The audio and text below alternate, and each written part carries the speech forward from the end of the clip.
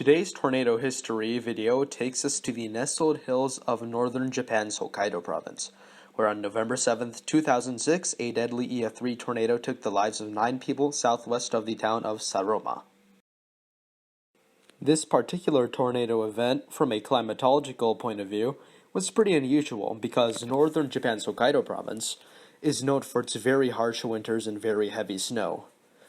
There hadn't been a very strong tornado in that region for a long time, and for it to happen in November, in the middle of winter, was pretty unusual.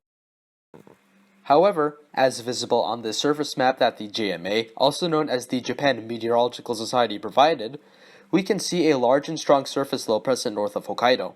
It was moving rapidly to the north-northeast, bringing very strong kinematic support and easily sufficient wind shear for tornadoes.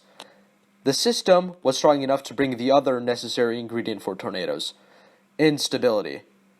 It was strong enough to bring marginally favorable thermodynamics across western Hokkaido, with temperatures reaching around 15 degrees Celsius to the east of the cold front, or around 60 degrees Fahrenheit, as seen on this map provided by a presentation I found online. This resulted in marginally favorable instability, and resulted in a solid but generally lower-end tornado threat. If I had to guess, this may have only received a 5% if the SPC was forecasting it. Yet, how did a killer EF3 tornado come out of it? I'll explain why now. The biggest issue with highly sheared and marginally conducive thermodynamic tornado environments is the lack of energy in the environment itself. There's just not enough instability to keep discrete storms going in the open warm sector. Remember, tornado potential is almost always higher with an isolated storm compared to one in the line. However, there's a cheat code to this problem: the cold front.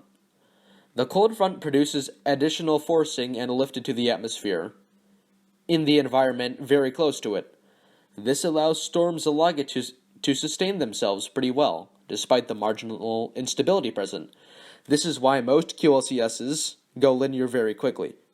However, a discrete supercell positioned very close to the cold front can take advantage of this locally enhanced lift, and as a result sustain itself just long enough to produce a tornado. This doesn't happen often, so the SPC tends to go 5% with most of the setups, but it happened to the Saroma supercell. Now, there have been many cases of rather isolated and short-lived but very strong tornadoes in high-shear and low-cape environments. In most of these cases, the tornado was a result of the so-called cheat code, either occurring when the parent supercell either came into contact with a warm front or cold front, locally enhancing the conditions, or sometimes, but more rarely, occurring when the supercell manages to stay isolated long enough just before it gets overtaken. Either way, both of these scenarios result in strong tornadoes that don't usually live that long.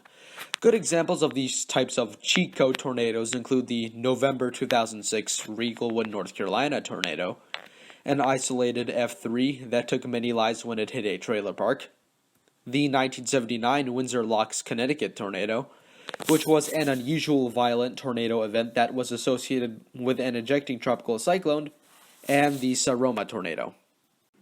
Now, let's look at this radar loop of the Saroma supercell. Notice how it seems to maintain itself in intensity until 1330 local time, where it suddenly decreases in intensity. This was because the supercell was crossing the cold front into cooler and stable air. However, as the supercell crossed the cold front, it produced the EF3 tornado, which also occurred at about 1330. The interaction with the cold front was the spark the supercell needed to interact with the impressive wind shear available in the environment. Now, let's talk about the tornado's damage path itself. The damage path moved generally to the north and was very short.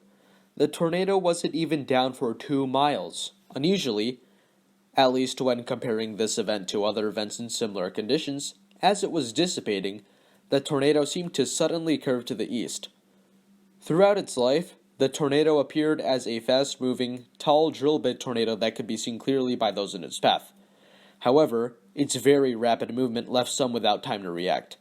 The JMA officially gave it an EF3 rating, although I believe it could have attained a mid-range EF4 intensity, as it left the suburb southwest of Saroma. The tornado began at about 13:30 local time, or 1:30 p.m., to the south of the suburb, where it produced light damage to trees and did minor roof damage to a home. A shed was damaged, but wasn't destroyed. The intensity of the tornado at this point was no higher than marginal EF1, but that was about to change very, very quickly. As the tornado raced towards the suburb, it rapidly gained intensity. The tornado struck an apartment building at the southern end of the suburb at mid-range EF3 intensity, lifting the building off of its foundation, twirling it around in the air, and shredding it into a million pieces, killing 7 people inside. The building wasn't attached well to its foundation, which contributed to its easy failure. The tornado maintained EF3 intensity and displayed a multiple vortex structure as it moved through the center of the suburb. A business in this area sustained severe damage from both the tornado and flying debris from the apartment complex. One of 2 known photos of the tornado was taken in this region, showing a very narrow and drill bit-like circulation. The tornado seemed to skip over a row of homes, but as it crossed over a road while exiting the suburb, it rapidly re-intensified. The tornado hit 2 homes, one of which was anchor bolted. Both homes were swept completely away and windrowed through fields for a long distance, killing 2 people. The tornado was probably well into the EF4 range at this point. After leaving the suburb, the tornado seemed to immediately lose its intensity. It suddenly curved to the east, producing some minor tree damage before giving out. The second known photo of the tornado was taken in this area. When it was all finished, 9 people were dead, and many lives were changed forever. It is still the deadliest recorded tornado in Japan. Thank you for watching.